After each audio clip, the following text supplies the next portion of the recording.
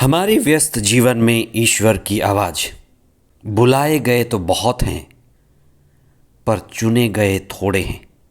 बुलाया जाना काफ़ी नहीं है, चुना जाना जरूरी है। चुने जाने में योग्यता है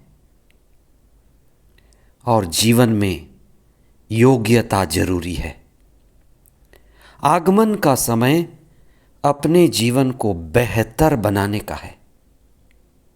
हम जीवन की ऊंचाई, सच्चाई और ईमानदारी के लिए मेहनत करें कि ईश्वर के द्वारा चुने जाएं।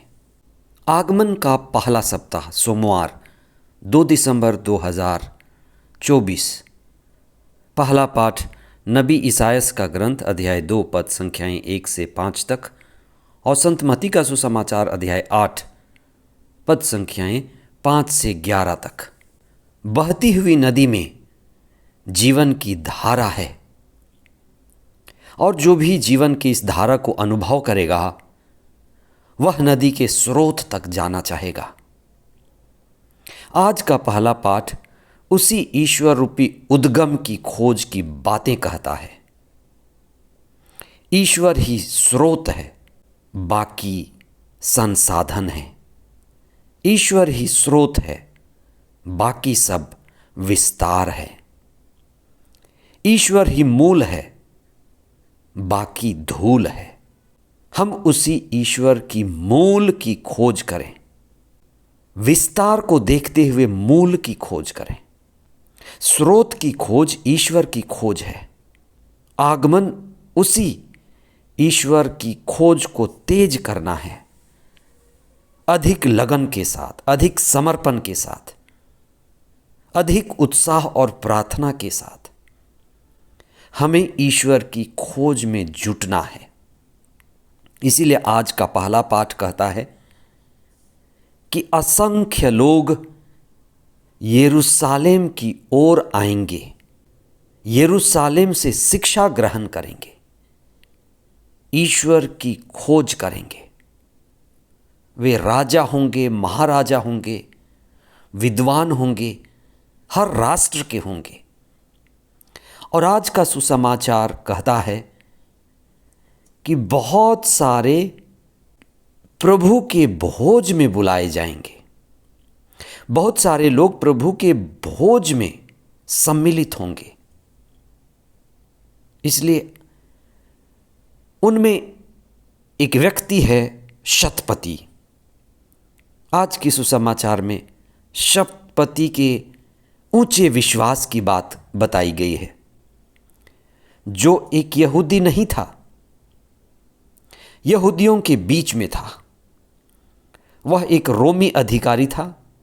उसके पास सिपाहियों की एक छोटी टुकड़ी होती थी जो उपद्रव नियंत्रण के लिए रखी जाती थी।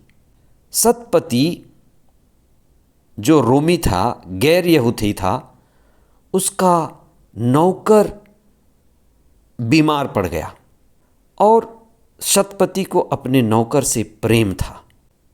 इसलिए उसने ईसा से आग्रह किया, यहूदियों से पता लगाया कि ईसा उनके नौकर को चंगा कर दे। और उस शतपति के विश्वास को देख करके ईसा भी चौंक गए, क्योंकि शतपति नहीं चाहता था कि ईसा उनके घर आए और नौकर को चंगा करें। शतपति ने आग्रह किया कि वे दूर से ही एक ही शब्द कह दें और मेरा नौकर ठीक हो जाएगा। इतना ऊंचा विश्वास। एक ही शब्द कहने का क्या अर्थ है? शतपति जानता था कि ईसा ईश्वर के पुत्र हैं। उनका पूरा विश्वास था कि ईश्वर जो कहता है वह होता है। ईसा कह देंगे और उनका नौकर ठीक हो जाएगा। शतपति ने न केवल अपने नौकर के लिए चंगाई पाया, लेकिन शतपति अपने जीवन के लिए मुक्ति पाया, क्योंकि शतपति ने मुक्तिदाता को स्वीकार किया और उस पर विश्वास किया। इसीलिए वह ईश्वर के राज्य के भोज में सम्मिलित होने के लिए योग्य पाया गया, जबकि यहूदी जो ईश्वर के राज्य में सम्मिलित होने के लिए बुलाए गए थे वे अयोग्य पाए गए। शतपति ने ईसा में ईश्वर का रूप देखा और ईसा की वाणी में ईश्वर की वाणी देखी। ईसा की वाणी ईश्वर की वाणी, ईश्वर की वाणी देववाणी, दिव्य वाणी, जिसमें अपार शक्ति छिपा है। सुसमाचार कहता है, चुने हुए लोग ईश्वर के राज्य के भोज में नहीं भाग ले पाएंगे। यहूदी ईश्वर के राज्य के चुने हुए थे, लेकिन भोज से वंचित हो गए। हो सकता है आप स्वयं को मसीही कहते हों और बपतिस्मा ग्रहण किए हों, पर क्या हमारा विश्वास मजबूत है? क्या हम वास्तव में बुलाए गए होने का प्रमाण देते हैं? ईश्वर के राज्य में होने के लिए पात्रता चाहिए, योग्यता जरूरी है, और ये आगमन का समय स्वयं को योग्य पात्र बनाने का समय है। योग्यता के लिए सतत प्रयत्न करने का समय है।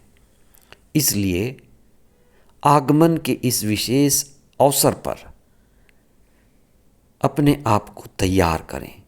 कुछ समय के लिए मौन हो जाएं, अपने जीवन को व्यवस्थित करें, प्रार्थना के द्वारा, ध्यान के द्वारा, प्रभु के दिव्य वचनों के द्वारा अपने आप को ईश्वर से जोड़ें।